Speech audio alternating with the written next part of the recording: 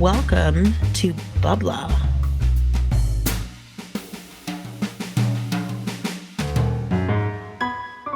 Well, hello and welcome to Bubbler Podcast. Bubbler Podcast is committed to providing water cooler conversation to make you the life of the break room and office party. Kerri, the Nancy to my Sid, the Courtney to my Kurt.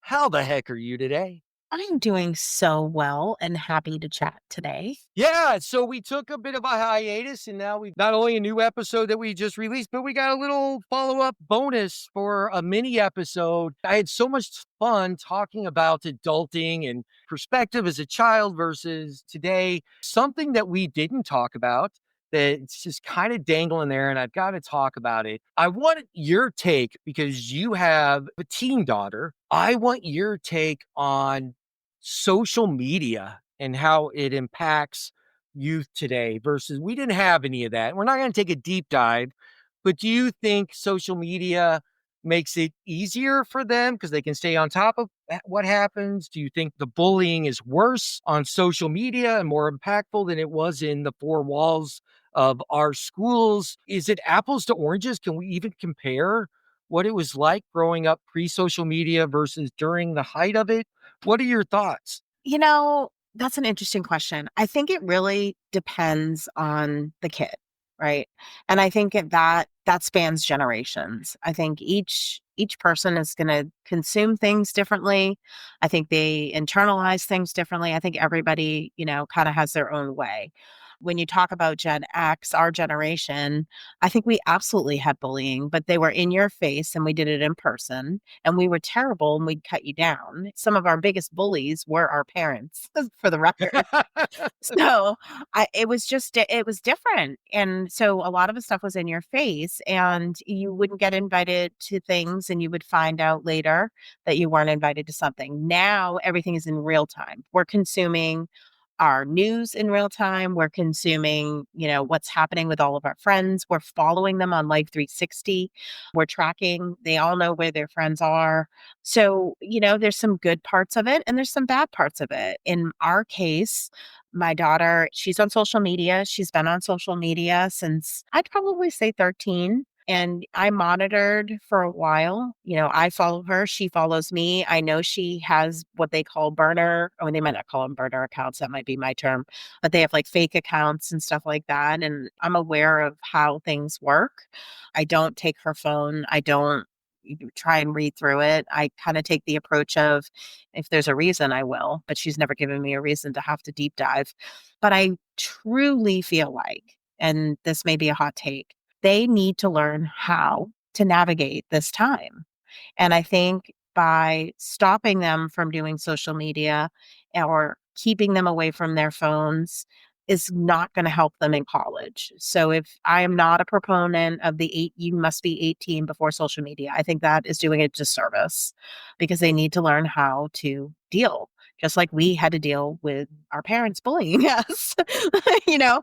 We had to grow up and figure it out. So I think it's just part of their environment, good or bad. I agree. And I think you're right. If you're a parent that tells your kid they can't get on social media till they're 18, I think it's the equivalent of we all knew that one kid whose parents didn't own a TV. Yep.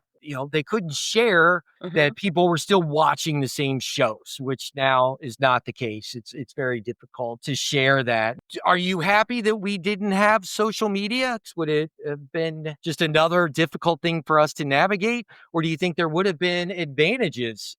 I think there are a ton of advantages for kids right now. And there are advantages for us in the workforce. I mean, we could talk about AI. That could be another topic. I think there would have been some advantages for us. I like that we didn't. I like that not every little part of our day was documented that we knew of. I liked that we didn't have it. I don't think I would like it. I don't know. That's a hard question. It should be more difficult than it is for me. I am absolutely so grateful and appreciative that we did not have it. Mhm. If the dumbass stuff that Team Mick did was still out there digitally in some form, Oh my gosh, I would have been canceled so many times. Like, every time I got canceled and I finally started to make a comeback, I would get canceled again. It's just insane. So I'm one of those that is very fortunate because my kids can't go back and go, "Well, look at all the dumb shit you did. It's right Well, here." I definitely think, yes, it would have prepared me better to be a responsible adult because you have to be more aware of what you do and what you put out there. And I think that's the added responsibility to the parent is you just got to sit down and talk to your kid. And the stranger danger topic is different. We don't oh, talk about, absolutely. yeah, No, it's it's not, totally different. don't go get candy from a stranger, especially if it's a white van and the guy looks creepy, and Yeah. avoid quicksand. Those are the things we were told, where now it's like there are bad people out there that will try to trick you and Well, either try to yeah. get to meet you or get you to do something that you shouldn't do. And so I do think the conversation is so much more important and needs to be more detailed than it did for us. As I get older, have become more and more appreciative of how unknowingly naive I was at certain points. I did a lot more than most people my age, most kids. I got to go to different places, do adult things. I had older friends. I still today learn how naive I was back then. So I'm so Yeah. glad I wasn't able to put myself out there. I can honestly say I have never sent a dick pic in my life. If I was a teen during social media, there would just be dick pics flying everywhere. You'd be that So guy. You'd be that I would guy. have been that guy. Well, So these I'm kids very are appreciative of that. these kids are smarter though. You know, the millennial group that got like the beginning of the phones and the cameras and social media, they paved the way for the Z's and the alphas, right? So this generation is a little more savvy in what they're posting. What I'd like to see less of is the parents posting. Um, Truth. Honestly, I really would because or parents posting their kids and their own people. Maybe I feel a little more strongly about that than I do for the kids because they're posting what they want to and they're taking stuff down and they're putting stuff back up and they know it never goes away. And they know there's a cloud and they understand how it works. And they probably understand it better than I do. We do, honestly. I don't know. It's just all about evolution, Mick. It's all about evolution. And if you can just like not be so stuck in what we did versus what the next generation is doing, I'd probably service us all a little better. Yeah, you're probably right. I mean, the one thing I will say is there are things they definitely have it a little easier. If you were to tell a Gen Zer what we went through to get 2 joints in high school, the shady places and dangerous places we went to on something they can now walk into the equivalent of Dispensary. a marijuana jewelry store with a Sure. selection. True. And That you is know, true. That's and funny. just the quality of online pornography versus the slow download, pixelated, horrible porn that we came up with. I definitely I think those make up for the difficulties of being Oh, socially responsible and learning how to wow. navigate social media. And with that being said, hey, I need to get back to work and take down some questionable posts on my kid's Facebook page. All right, Carrie, do you know what time it is? What time is it, Nick? It's time for Blindsided. All right, Carrie. Well, what I love about Blindsided is it's basically just an open invitation for me to throw something at you to try to catch you off guard. And if I really want, I can tell you you're wrong no matter what you answer, but I'm not going to do True. that today. So Shut up. here is our topic for Blindsided. This goes back to us talking so much about adulthood. I got a little reminiscent and nostalgic, so I'm going to ask you, Okay. which was better growing up? Playing video games in an arcade or playing video games at home? Oh, okay.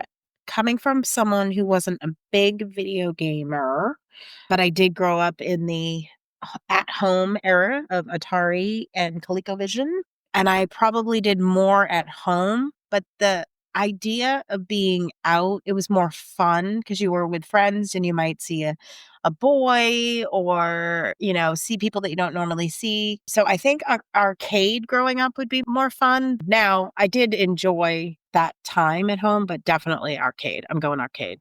That's my final answer.